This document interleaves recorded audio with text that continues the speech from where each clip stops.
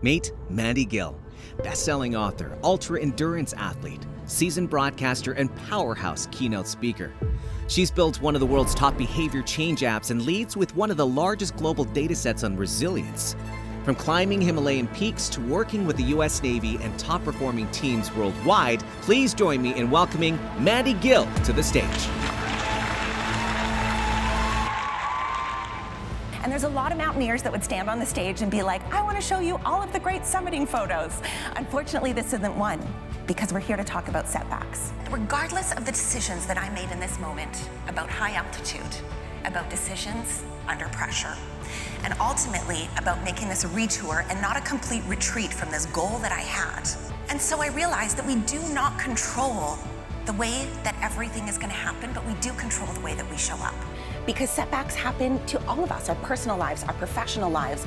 But do we allow those setbacks to define us? Mandy's keynote was absolutely amazing. It was about resiliency and ownership. My favorite thing about Mandy's keynote was how she tied her adventures into what we wanted our SLC event to go through. When you have to choose courage, you choose risk, Yeah. and you choose failure a lot of the time. Absolutely, and one of my favorite chapters actually within the book is called Your First Attempt in Living, because first attempt in living actually stands for fail, right? So if we look past failing, it's truly our first attempt in living, and that's leaning into courage over comfort.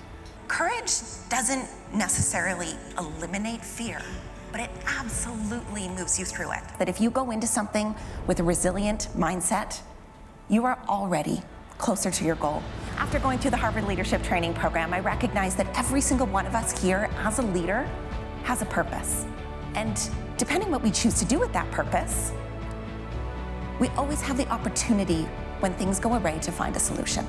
And when we lean into leadership, sparking ownership, we see the fact of the matter that business obviously grows, that contracts get renewed, jobs get done properly, and then when we mentor one another and recognize the impact that we can have in that, well, the opportunities are really endless. Ownership gives teams the edge. So when pressure arises, own it. And when clarity fades, which obviously it does from time to time, you gotta own it, right? And then when leadership requires courage, what do we gotta do? We gotta own it.